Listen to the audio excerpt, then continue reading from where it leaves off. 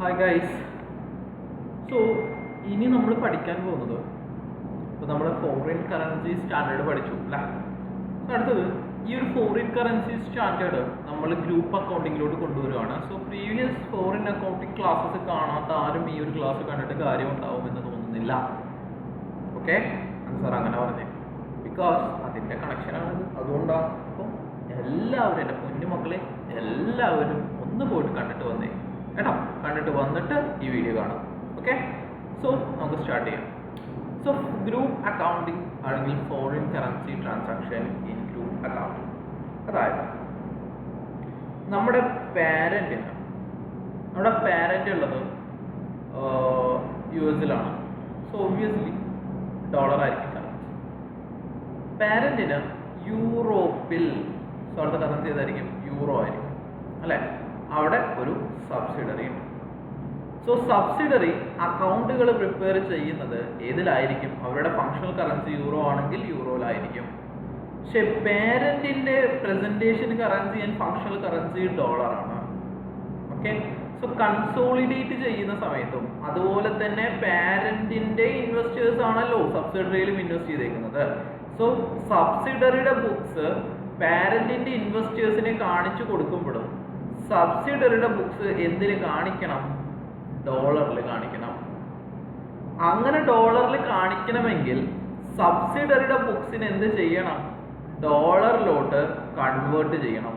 യൂറോനെ ഡോളറിലോട്ട് convert ചെയ്യണം. എങ്ങനെ convert ചെയ്യും? സബ്സിഡറിയുടെ SOPL ആണ് കൺവേർട്ട് ചെയ്യുന്നതെങ്കിൽ ഇൻകം ആൻഡ് എക്സ്പെൻസുകളാണ് SOPL ഉണ്ടാവുക. ഇതെങ്ങനെയാണ് കൺവേർട്ട് ചെയ്യാന്ന് വെച്ച് കഴിഞ്ഞാൽ രണ്ട് തരത്തിൽ കൺവേർട്ട് ചെയ്യാം. ഒന്നെങ്കിൽ ആ ഒരു പെർട്ടിക്കുലർ ഇൻകം വരുന്ന ഡേറ്റിലെ റേറ്റ് വെച്ചിട്ട്, എക്സ്ചേഞ്ച് റേറ്റ് വെച്ചിട്ട് കൺവേർട്ട് ചെയ്യാം.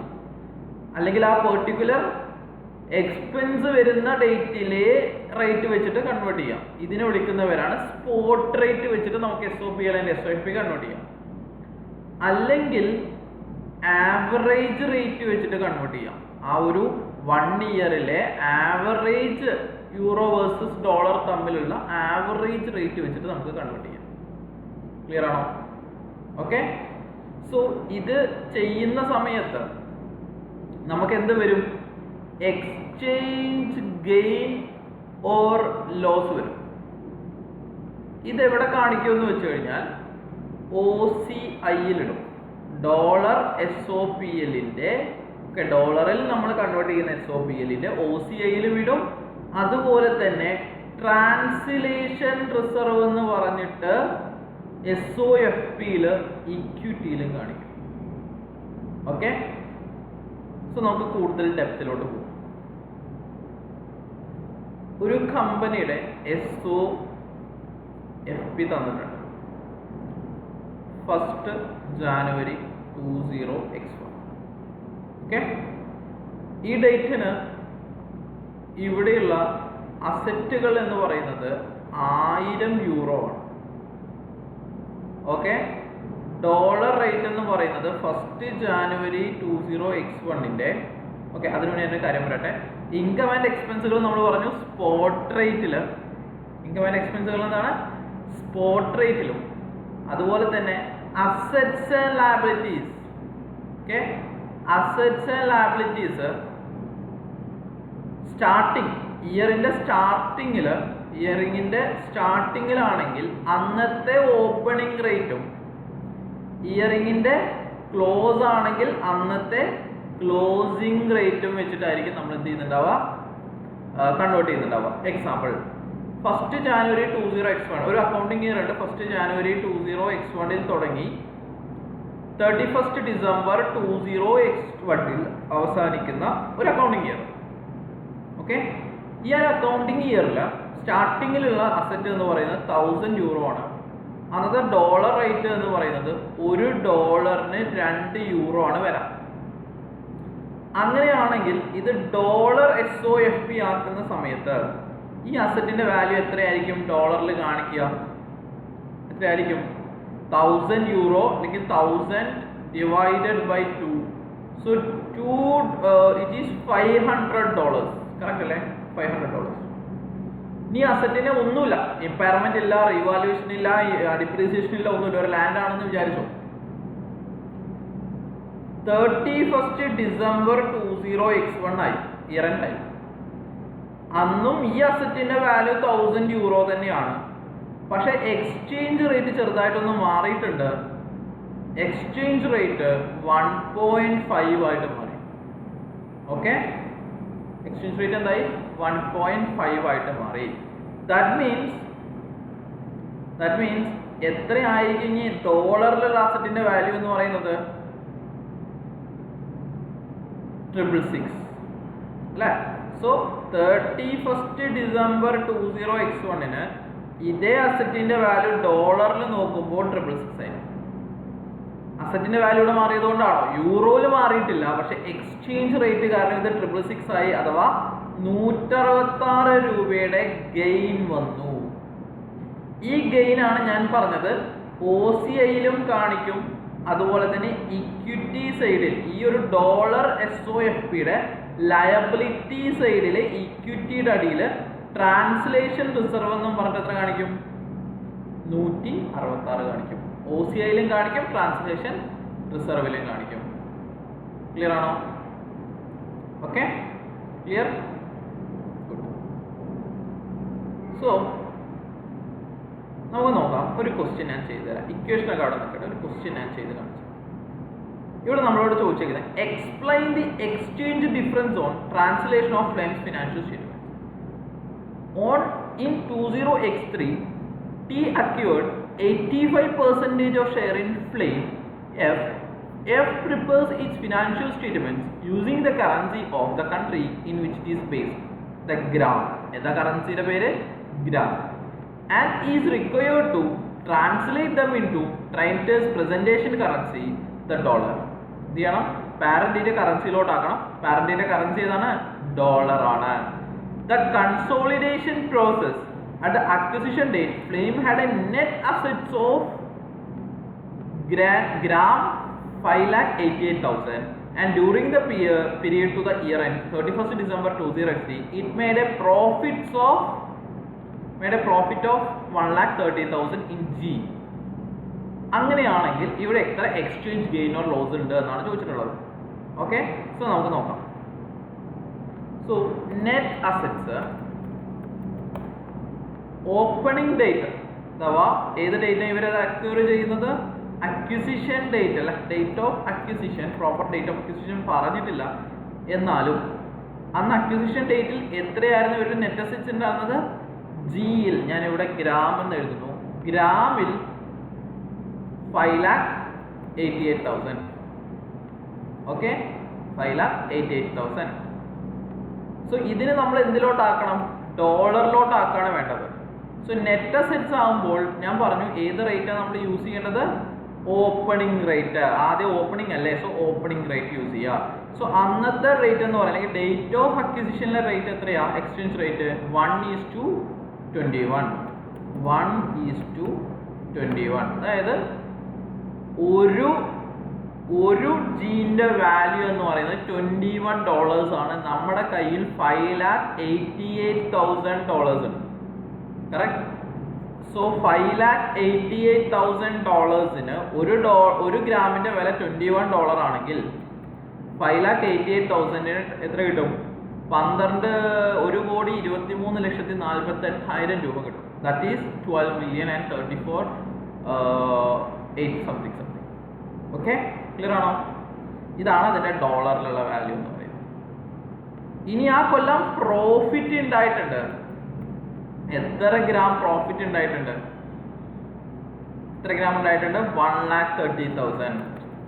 കറക്റ്റ് അല്ലേ? 1,30,000. അപ്പോ 1,30,000 എന്തുണ്ടായിട്ടുണ്ട്? നമ്മുടെ പ്രോഫിറ്റ് ഉണ്ടായിട്ടുണ്ട്.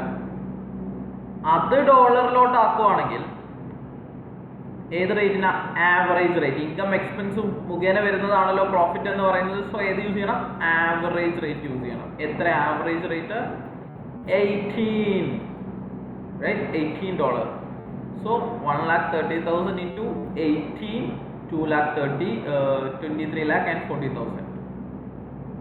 ഓക്കെ, അങ്ങനെ ആവുമ്പോൾ നെറ്റ് അസറ്റ്സ് ശരിക്കും വേണ്ടത് ഗ്രാമിൽ ശരിക്കും നെറ്റ് അസറ്റ്സ് എത്ര ഉണ്ടാവും? 7,80,000. ഏത് ഡേറ്റിന്? അതും കൂടെ ശ്രദ്ധിക്കണം. ഏത് ഡേറ്റിന്? 31st December 20x1, right? Sorry, x3. Okay, x3 അല്ലേ? x3. ഇവിടെ ടോട്ടൽ എത്ര രൂപയുടെ പ്രോഫിറ്റ് ഉണ്ട്? ഡോളറിൽ നോക്കുന്ന സമയത്ത് നമുക്ക് 1,46,88,000 രൂപയുടെ ആണ് നമുക്ക് റിട്ടേൺ ഏർണിങ്സ് ഡോളറിൽ വരേണ്ടത്. പക്ഷെ ഇവിടെ നെറ്റ് അസറ്റ്സ് നോക്കുന്ന സമയത്ത് 7,18,000 ആണ് ഗ്രാമിൽ. ഇതാണല്ലോ റിയൽ നെറ്റ് അസറ്റ്സ് എന്ന് പറയുന്നത്. ഇത് എക്സ്ചേഞ്ച് റേറ്റ് മാറുകയൊക്കെ ചെയ്യാം. സോ ഇതിന് നമുക്കൊന്ന് 31st ഡിസംബറിലുള്ള നെറ്റ് അസറ്റ്സിനെ ഒന്ന് കൺവേർട്ട് ചെയ്ത് നോക്കാം. അത് ഏതിലേക്ക്? ക്ലോസിംഗ് റേറ്റ് വെച്ചിട്ട്. So that is 90, right? So 19 വെച്ച് കൺവേർട്ട് ചെയ്ത് നോക്കുമ്പോൾ എത്ര വരുന്നേ? 1,36,42,000 ഉള്ളൂ. ദാറ്റ് മീൻസ് ഇതിന്റെ ഇടയിൽ എന്ത് വന്നു? ലോസ് വന്നു. ഇത് രണ്ടും സെയിം ആണോ കിട്ടിയേ? അല്ല, ഇത് രണ്ടും സെയിം അല്ല കിട്ടിയത്. അതിനുള്ള കാരണം എന്താ? ഇതിന്റെ ഇടയിൽ ഒരു ലോസ് വന്നു. ആ ലോസിന്റെ പേരാണ് exchange loss. Exchange loss. Okay, exchange loss എത്ര വന്നു? this one minus this one minus this one, 10,46,000 ന്റെ എക്സ്ചേഞ്ച് ലോസ് വന്നു. അതിങ്ങനെ ചെയ്യാം, അല്ലെങ്കിൽ ജസ്റ്റ് ഇതിന്റെ ഡിഫറൻസ് എടുത്താലും this one minus this one, 1,46,000 ന്റെ ലോസ് വന്നു, എക്സ്ചേഞ്ച് ലോസ് വന്നു. മനസ്സിലായോ? This is A balancing figure. Okay, this is the balancing figure. ഈ ലോസിനെ നമ്മൾ എന്ത് ചെയ്യണം? OCIയിലും കാണിക്കണം. പിന്നെ എവിടെ കാണിക്കേണ്ടത്? ഫസ്റ്റ് OCIയിൽ കാണിക്കുന്നു. സെക്കൻഡ് എവിടെ കാണിക്കേണ്ടത്? ഇക്വിറ്റിയിൽ. ഇക്വിറ്റിയിൽ എന്തായിട്ട് കാണിക്കും സാറേ? ഇക്വിറ്റിയിൽ ട്രാൻസ്ലേഷൻ റിസർവ് എന്നും പറഞ്ഞിട്ട് നെഗറ്റീവ് ബാലൻസിൽ കാണിക്കും, നെഗറ്റീവ് അമൗണ്ടിൽ കാണിക്കും. ശ്രദ്ധിക്കണം. മനസ്സിലായോ? ക്ലിയർ? എങ്ങനെ കണ്ടുപിടിക്കേണ്ടതെന്ന് മനസ്സിലായില്ലേ? So next one, consolidation procedure. Consolidate ചെയ്യുന്ന സമയത്ത് ഇപ്പം നമ്മൾ എന്താ ചെയ്തത്? ജസ്റ്റ് കൺവേർട്ട് ചെയ്തല്ലേ? സോ കൺവേർട്ട് ചെയ്ത് നമ്മുടെ കയ്യിൽ ഇപ്പം എന്തുണ്ട്? ഡോളറിലുള്ള സബ്സിഡറിയുടെ SOFP ആൻഡ് SOPL ഉണ്ട്. ഡോളറിലുള്ള പാരന്റിന്റെ SOFP ആൻഡ് SOPL ഉണ്ട്. ഇനി നമ്മൾ എന്ത് ചെയ്യണം? ഇതിനെ കൺസോളിഡേറ്റ് ചെയ്യണം. നോർമൽ പോലെ കൺസോളിഡേറ്റ് ചെയ്യാം. മനസ്സിലായോ? നോർമൽ പോലെ കൺസോളിഡേറ്റ് ചെയ്യാം. അങ്ങനെ കൺസോളിഡേറ്റ് ചെയ്യുമ്പോൾ നിങ്ങൾ എന്ത് കാൽക്കുലേറ്റ് ചെയ്യും? ഗുഡ് വില്ല് കാൽക്കുലേറ്റ് ചെയ്യില്ലേ? ഗുഡ് വില്ല് കാൽക്കുലേറ്റ് ചെയ്യും. ഈ ഗുഡ് വില്ലിനും ഇതുപോലെ തന്നെ എന്ത് വരും? എക്സ്ചേഞ്ച് ഗെയിൻ ഓർ ലോസ് വരും. കാരണം എന്താണെന്ന് വെച്ച് കഴിഞ്ഞാൽ നിങ്ങൾ ആദ്യത്തെ good will at date of acquisition കണ്ടുപിടിക്കുന്നത് അന്നത്തെ ഡേറ്റിനായിരിക്കുമല്ലോ. ഇപ്പോൾ 1st January 20x1 നിങ്ങൾ ഒരു ഫേമിനെ അക്യൂർ ചെയ്തു. സോ അന്ന് ഡേറ്റ് ഓഫ് അക്വിസിഷനിൽ ഉണ്ടായിരുന്നത് ഒരു യൂറോയിലാണെങ്കിൽ 1,000 ഗുഡ് വിൽ ആയിരിക്കാം. ഓക്കെ, പക്ഷെ 31st December 20x1 വരുമ്പോൾ നമ്മൾ എന്തിലോട്ട് എത്തണം? ഗുഡ് വിൽ അറ്റ് റിപ്പോർട്ടിംഗ് ഡേറ്റിലോട്ട് എത്തണം. അപ്പോൾ ഇമ്പയർമെന്റ് ഉണ്ടെങ്കിൽ കുറയ്ക്കും. അപ്പോൾ ഇമ്പയർമെന്റ് ഇല്ലാന്ന് വിചാരിക്കാം. അപ്പോൾ ഇത് തന്നെയായിരിക്കും. യൂറോയിൽ നോക്കുമ്പോൾ 1,000 തന്നെയായിരിക്കും. പക്ഷെ സ്റ്റിൽ ഇവിടെ എന്ത് മാറിയിട്ടുണ്ടായിരുന്നു? നമ്മുടെ റേറ്റ് മാറും. റേറ്റ് മാറുമ്പോൾ എന്തും മാറും? ഗുഡ് വില്ലും മാറും. ഇപ്പോൾ നമുക്ക് റേറ്റ് നോക്കാം. സോ ആദ്യത്തെ റേറ്റിൽ ഞാൻ നേരത്തെ ഇട്ട പോലെ $1 വാല്യൂ എന്ന് പറയുന്നത് 2 യൂറോസ് ആയിരുന്നു. ഇവിടെ 1.5 ആയി. അങ്ങനെയാണെങ്കിൽ goodwill at date of acquisition ഡോളറിൽ നോക്കുകയാണെങ്കിൽ എത്ര രൂപയായിരിക്കും? $500. Goodwill at reporting date എത്ര രൂപയായിരിക്കും? 1.5 എന്ന് പറയുമ്പോൾ നേരത്തെ പറഞ്ഞ പോലെ തന്നെ 666 ഗുഡ് വിൽ വരും. സോ 166 രൂപ കൂടി ശരിക്കും ഗുഡ്വിൽ അവിടെ കൂടിയിട്ടുണ്ടോ? ഇല്ല. പക്ഷെ ഇവിടെ എന്ത് കൂടി? 166 രൂപ എക്സ്ചേഞ്ച് ഗെയിൻ ഓർ ലോസ് വന്നു. Okay, exchange gain or loss വന്നു. ഇതെവിടെ കാണിക്കും സാറേ? ഇത് കൺസോളിഡേഷൻ OCIയിലും അതുപോലെ തന്നെ ഓക്കെ കൺസോളിഡേഷൻ OCIയിലും SOFPയിൽ എന്തായിട്ട് കാണിക്കണം? SOFPയിൽ ട്രാൻസ്ലേഷൻ റിസർവ് എന്നും പറഞ്ഞ് കാണിക്കും, നേരത്തെ പോലെ തന്നെ. ഇനി ഇവിടെ ശ്രദ്ധിക്കേണ്ട ഒരു കാര്യം, നമ്മൾ സാധാരണ SOPL അല്ലെ, SOPLൽ നമ്മൾ പ്രോഫിറ്റ് കണ്ടുപിടിക്കും, അതുപോലെ തന്നെ OCI കണ്ടുപിടിക്കും. ഇതിനെ നമ്മൾ എന്ത് ചെയ്യാറുണ്ട്? ഈ ഒരു അമൗണ്ടിനെ, പ്രോഫിറ്റിനെ പാരന്റിനും NCIക്കും അപ്പോർഷൻ ചെയ്ത് കൊടുക്കാറുണ്ട്. അപ്പൊ ഈ ഗുഡ്വിൽ വഴി ഉണ്ടായിട്ടുള്ള എക്സ്ചേഞ്ച് ഗെയിൻ എന്ന് പറയുന്നത് നമ്മൾ ആർക്ക് കൊടുക്കും? പാരന്റിനും അതുപോലെ തന്നെ NCIക്കും വീതിച്ചു കൊടുക്കണം. അവിടെ നിങ്ങൾ ശ്രദ്ധിക്കേണ്ട ഒരു കാര്യം എന്ന് പറയുന്നത്, നിങ്ങൾ NCI കാൽക്കുലേറ്റ് ചെയ്യുന്നത് നെറ്റ് അസറ്റ് മെത്തേഡ് വഴിയാണെങ്കിൽ, നെറ്റ് അസറ്റ് പ്രൊപ്പോർഷനേറ്റ് മെത്തേഡ് വഴിയാണെങ്കിൽ നിങ്ങൾ എന്ത് ചെയ്യരുത്? ഈ goodwill exchange gain or loss ഇവിടെ അപ്പോർഷൻ ചെയ്യരുത്. ഫെയർ വാല്യൂ മെത്തേഡ് ആണെങ്കിൽ മാത്രമേ നിങ്ങൾ NCIക്ക് ഗുഡ്വില്ലിന്റെ exchange gain or loss apportion ചെയ്ത് കൊടുക്കാൻ പാടുള്ളൂ. Okay, clear? അഥവാ ഗുഡ്വില്ലിന്റെ എക്സ്ചേഞ്ച് ഗെയിൻ ഓർ ലോസ് NCIക്കും പാരന്റിനും സ്പ്ലിറ്റ് ചെയ്ത് കൊടുക്കണം. പക്ഷെ NCIക്ക് എപ്പോൾ മാത്രമേ സ്പ്ലിറ്റ് ചെയ്ത് കൊടുക്കാൻ പാടുള്ളൂ? ഫെയർ വാല്യൂ മെത്തേഡ് ആണെങ്കിൽ മാത്രം. ഒരു 300 രൂപ ഉണ്ടായി, 100 ഇവിടെ ഫെയർ വാല്യൂ മെത്തേഡ് ആണെങ്കിൽ 100 200 എന്ന് പറഞ്ഞു പോകും. അല്ല, നെറ്റ് അസറ്റ് മെത്തേഡ് ആണെങ്കിൽ ടോട്ടൽ 300 ആയിരിക്കും പോകും, പാരന്റിന് പോകും. ഓക്കെ, ക്വസ്റ്റ്യൻസ് ചെയ്യുമ്പോൾ കൂടുതൽ മനസ്സിലാവും. ഓക്കെ, ടെൻഷൻ അടിക്കേണ്ട, സിമ്പിൾ ആണ്, സംഭവം സിമ്പിളാണ്. ഓക്കെ, നിങ്ങൾ വിചാരിക്കുന്ന അത്ര ഇതൊന്നുമില്ല. ഓക്കെ, സോ നമ്മൾ ഈ ക്വസ്റ്റ്യൻ ചെയ്യാം. ഈ ക്വസ്റ്റ്യൻ ഒന്ന് വായിച്ചേ മക്കളെ, ഈ ക്വസ്റ്റ്യൻ ഒന്ന് വായിച്ചേ. ക്വസ്റ്റ്യൻ നമ്പർ 2, ഈ ക്വസ്റ്റ്യൻ ഒന്ന് വായിച്ചേ. ഓക്കെ, സോ എല്ലാവരും ക്വസ്റ്റ്യൻ വായിച്ചു എന്ന് വിചാരിക്കുന്നു. സോ ഇതിൽ ഫസ്റ്റ് ഇത് നിങ്ങൾക്ക് വായിക്കാനുള്ള ഡിസ്ക്രിപ്ഷൻ പോലെയാണ്, അതുപോലെ തന്നെ ഇത് തന്നെയാണ് നമ്മൾ 2 ക്വസ്റ്റ്യന് ഇതിൽ നിന്ന് നിങ്ങൾ ചെയ്യേണ്ടത്. ഓക്കെ, സോ ഇത് ആക്ച്വലി ഒരു സ്റ്റഡി ഹബ് ക്വസ്റ്റ്യൻ ആണ്. ഓക്കെ, സോ സ്റ്റഡി ഹബിലെ ക്വസ്റ്റ്യൻ ഞാൻ കാണിച്ചത് ഇതാണ് സ്റ്റഡി ഹബിലുള്ള ക്വസ്റ്റ്യൻ എന്ന് പറയുന്നത്. സോ ഇതിൽ ഞാൻ ചെറിയൊരു കാര്യം മിസ് ഔട്ട് ചെയ്തിട്ടുണ്ടായിരുന്നു, ഞാൻ ഇങ്ങോട്ടൊന്ന് ആഡ് ചെയ്യട്ടെ. ഓക്കെ, സോ NCIൻ്റെ ചെറിയൊരു പോയിന്റാണ്, A പോയിന്റ് ആണ്.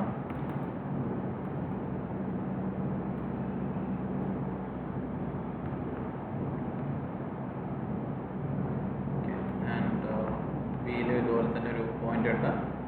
സോ എന്നിട്ട് ഞാൻ ചെയ്ത് കാണിച്ചു. ഓക്കെ,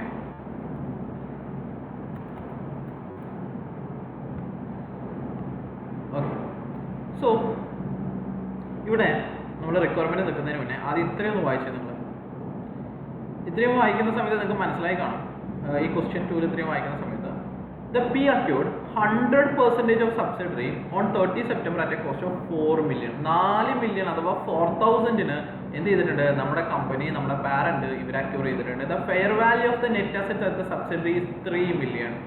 സോ എത്രയായിരിക്കും ഗുഡ്വിൽ ഉണ്ടാവും? ഗുഡ്വിൽ എത്രയായിരിക്കും ഉണ്ടാവുക? 100% മീൻസ് ഗുഡ്വില്ലിന്റെ ഇക്വേഷൻ എന്താ? പർച്ചേസ് കൺസിഡറേഷൻ, അതിൻ്റെ കൂടെ NCI ആഡ് ചെയ്യുന്നു, അതിൽ നിന്ന് എന്ത് ലെസ് ചെയ്യുന്നു? നെറ്റ് അസറ്റ്സ് ലെസ് ചെയ്യുന്നു. പർച്ചേസ് കൺസിഡറേഷൻ എത്രയാ? 4000 or 4 million. NCI ഉണ്ടോ? ഇല്ല, 100% ആകുമ്പോൾ 0 ആയിരിക്കും NCI. And net assets is 3 million, that is 3000. So 1000 is the goodwill.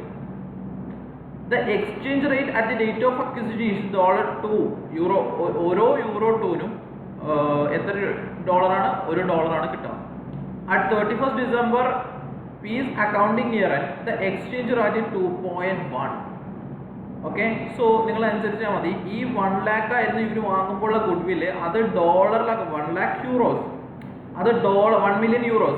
So അത് ഡോളറിലാക്കുന്ന സമയത്ത് ഏകദേശം 5 lakh ആണ് എന്ത് വരുന്നത്? നമുക്ക് റേറ്റ് വരുന്നത്. ആൻഡ് 31st December, ഇതാണ് ഡോളറിലുള്ള ഗുഡ്വിൽ എന്ന് പറയുന്നത്. 31st December ഇമ്പയർമെന്റ് ഒന്നും ഇവരില്ല എന്നാണ് പറഞ്ഞേക്കുന്നത്. There is no impairment, but still യൂറോയിൽ ഗുഡ് വിൽ ഒന്നും മാറിയിട്ടില്ലെങ്കിൽ പോലും ഡോളറിൽ ഗുഡ് വില്ലിന്റെ amount 476,190 ആയിട്ട് മാറിയിട്ടുണ്ട്. അതായത് 23,810 ഗുഡ് വില്ല് കുറഞ്ഞു. സോ ഈ ലോസ് ഇതിനെന്താ പറയാ? Exchange loss. ഇമ്പയർമെന്റ് ആണോ? ഇതല്ല, എക്സ്ചേഞ്ച് ലോസ്. ഇത് എവിടെയാണ് നമ്മൾ കാണിക്കേണ്ടത്?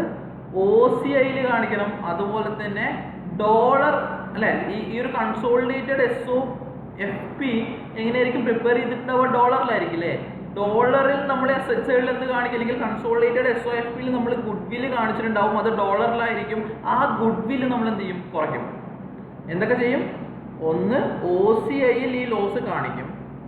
രണ്ട്, ഗുഡ് വില്ല് കുറയും, കാരണം ഗുഡ് വില്ല് കുറഞ്ഞേക്കുവാണ്, അത് കുറയ്ക്കും. ആൻഡ് മൂന്ന്, എവിടെ കാണിക്കും?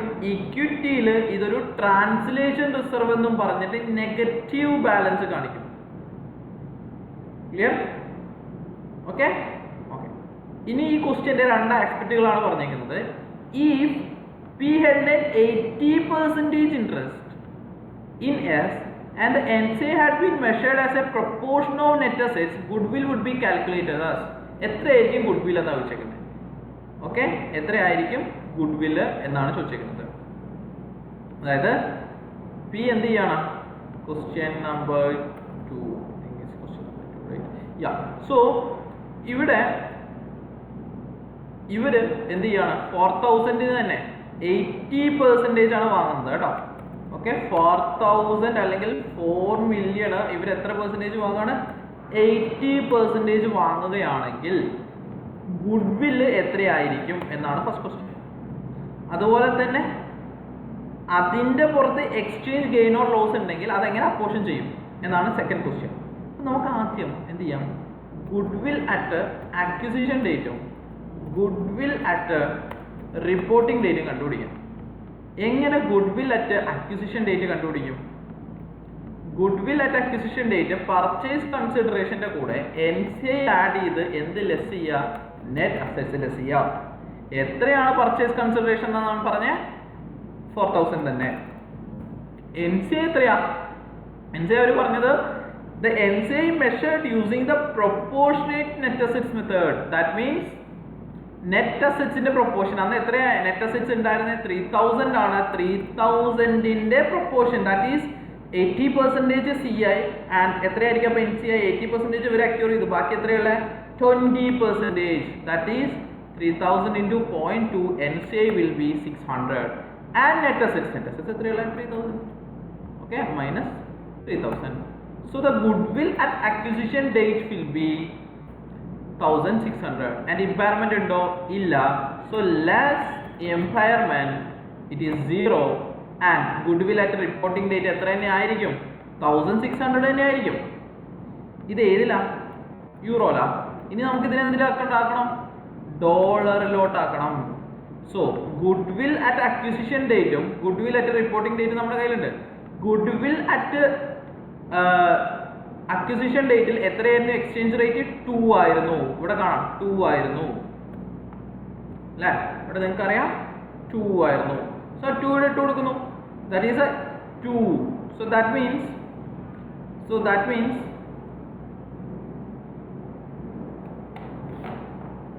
this one 1,600 euro divided by 2 euros 800.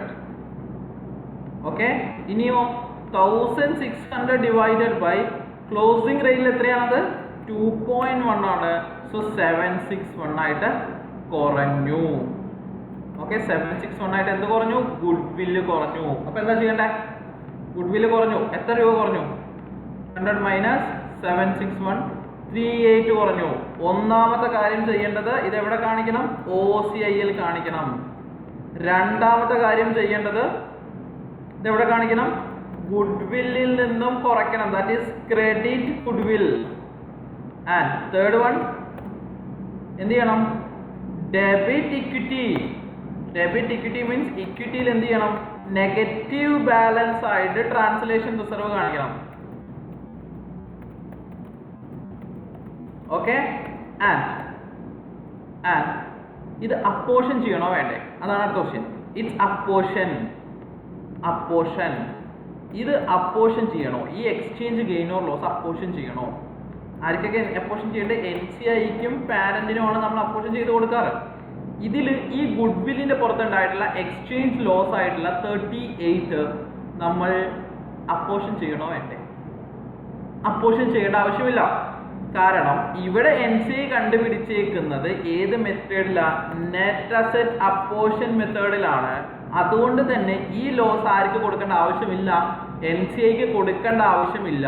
So full loss ആരുടെ തലയിലാണ്? പാരന്റിന്റെ തലയിലാണ്. ക്ലിയർ ആണോ? ഓക്കെ, ക്ലിയർ ആണോ? So working will be like this. Okay, clear ആണോ? അടുത്ത റിക്വയർമെന്റ് എന്താ വെച്ചേക്കുന്നത്? ഇത് നോക്കണ്ട, ഇത് നോക്കിയാൽ മതി. സോ അടുത്ത റിക്വയർമെന്റ് പറഞ്ഞേക്കുന്നത് if parent had held 80% interest in S and the NCI had been measured at fair value of 7 lakh, goodwill would be calculated as. എങ്ങനെ? ഇവിടെ ഇവരെന്താ ചെയ്യുന്നത്? ഇനി ഇവര് പർച്ചേസ് ചെയ്യുന്നത് സെയിം അമൗണ്ടിനൊക്കെ തന്നെയാ. ഓക്കെ, പക്ഷെ NCI എങ്ങനെ കണ്ടുപിടിക്കുന്നത്? ഞാൻ ഇങ്ങോട്ട് ഇടാം. NCI ഇവരെങ്ങനെ കണ്ടുപിടിക്കുന്നത്? ഈ മെത്തേഡിലല്ല. NCI കണ്ടുപിടിക്കുന്നത് ഈ മെത്തേഡിലല്ല, ബാക്കിയൊക്കെ സെയിമാ. ഏത് മെത്തേഡിലാണ് കണ്ടുപിടിക്കുന്നത്? ഫെയർ വാല്യൂ മെത്തേഡിലാണ്. ആ ഫെയർ വാല്യൂ നമുക്ക് തന്നിട്ടുണ്ട്. എത്രയാ? 7 lakh ആണ്. That is 700. അങ്ങനെയാണെങ്കിൽ ഗുഡ്വിൽ 1700 ആവും. കറക്റ്റ് അല്ലേ? ഗുഡ്വിൽ 1700 ആവും. അങ്ങനെയാണെങ്കിൽ നമ്മുടെ ഗുഡ്വിൽ ഡേറ്റ് ഓഫ് അക്വിസിഷനിൽ എക്സ്ചേഞ്ച് റേറ്റ്, ഇനി ഇത് ഡോളറിലാക്കാം, ഇത് യൂറോയിലല്ലേ ഉള്ളത്. യൂറോയിൽ നിന്ന് നമുക്ക് എന്തിലോട്ടാക്കാം? ഡോളറിലോട്ടാക്കാം. ഡോളറിലോട്ടാക്കുന്ന സമയത്ത് 1700 ഡിവൈഡഡ് ബൈ 2 850. ആൻഡ് ഇതേ സാധനം 1700 റിപ്പോർട്ടിംഗ് ഡേറ്റിലോട്ട് വരുമ്പോൾ 2.1 അല്ലായിരുന്നോ? 2.1 ആയിരുന്നു. സോ 850 എത്രയായിട്ട് കുറഞ്ഞു? 809 ആയിട്ട് കുറഞ്ഞു. ദാറ്റ് മീൻസ് എത്ര എക്സ്ചേഞ്ച് ലോസ് വന്നു? 14.47 എക്സ്ചേഞ്ച് ലോസ് വന്നു. അപ്പൊ ഇത് അപ്പോർഷൻ ചെയ്യണോ? എന്തൊക്കെ ചെയ്യണം? ആദ്യം ചെയ്യേണ്ടത് ഈ 3 എണ്ണം ഇവിടെ അപ്ലിക്കബിൾ ആണ്. Okay, and apportion 4th stage ആണ്. ഇതെന്ത് ചെയ്യണം? അപ്പോർഷൻ ചെയ്യണം. ആർക്കൊക്കെ അപ്പോർഷൻ ചെയ്ത് കൊടുക്കണം? പാരന്റിനും അതുപോലെ തന്നെ അല്ലെങ്കിൽ NCIക്കും അതുപോലെ തന്നെ പാരന്റിനും ഇത് അപ്പോർഷൻ ചെയ്യണം. കാരണം NCI ഏത് മെത്തേഡിലാണ് ഉള്ളത്? ഫെയർ വാല്യൂ മെത്തേഡിലായതുകൊണ്ടാണ് നമ്മൾ അപ്പോർഷൻ ചെയ്യുന്നത്. സോ 14ന്റെ 0.2 ആയിരിക്കുള്ളതാ NCIക്ക് ഉള്ളതും, 14ന്റെ 0.8 80% പാരന്റിനുള്ളത്. ഇങ്ങനെ നമ്മൾ അപ്പോർഷൻ ചെയ്ത് കൊടുക്കും ഈ OCI ഐറ്റത്തിന്. ഈ OCI ഐറ്റത്തിനെ നമ്മൾ എന്ത് ചെയ്യും? ലാസ്റ്റ് SOPL പ്രിപ്പറേഷൻ കഴിഞ്ഞിട്ട് ഇങ്ങനെ അപ്പോർഷൻ ചെയ്യും. മറ്റോടത്താണെങ്കിൽ അപ്പോർഷൻ ചെയ്യില്ല, ബട്ട് സ്റ്റിൽ പാരന്റിന് ആണ് ഈ ഒരു ഫുൾ എമൗണ്ട്. OCIന്റെ ഈ ഒരു ഫുൾ എമൗണ്ട് ആർക്ക് തന്നെയാണ്? പാരന്റിന് തന്നെയാണ്. I hope it is clear. Conceptual wise ഇത് ക്ലിയർ ആയി എന്ന് ഞാൻ വിചാരിക്കുന്നു. ഓക്കെ, സെറ്റ് അല്ലേ? ഓക്കെ, സോ അടിപൊളിയായിട്ട് പഠിക്കുക. ഓക്കെ, അടുത്ത 2 ക്വസ്റ്റ്യൻസ് അടുത്ത വീഡിയോസിൽ ചെയ്യാം. ഈ ഒരു വീഡിയോ നന്നായിട്ട് കണ്ടു പഠിച്ച മക്കളെ. ഓക്കെ, ഇനി ക്വസ്റ്റ്യൻ 3 ഉണ്ട്, 4 ഉണ്ട്. ഈ ഒരു കാൽക്കുലേഷൻ കറക്റ്റായിട്ട് മനസ്സിലായി, കൺസെപ്റ്റ് കറക്റ്റായിട്ട് മനസ്സിലായിട്ട് മാത്രം അടുത്ത വീഡിയോ കാണാം. ഓക്കെ, ഡൗട്ട് ഉണ്ടെങ്കിൽ വാട്സപ്പ് ചെയ്തിടുക, ഇമ്മീഡിയറ്റ് ആയിട്ട് വാട്സപ്പ് ചെയ്തിടുക. ഓക്കെ, കൺസെപ്റ്റ് ക്ലിയർ ആക്കി പോകണം. ഓക്കെ.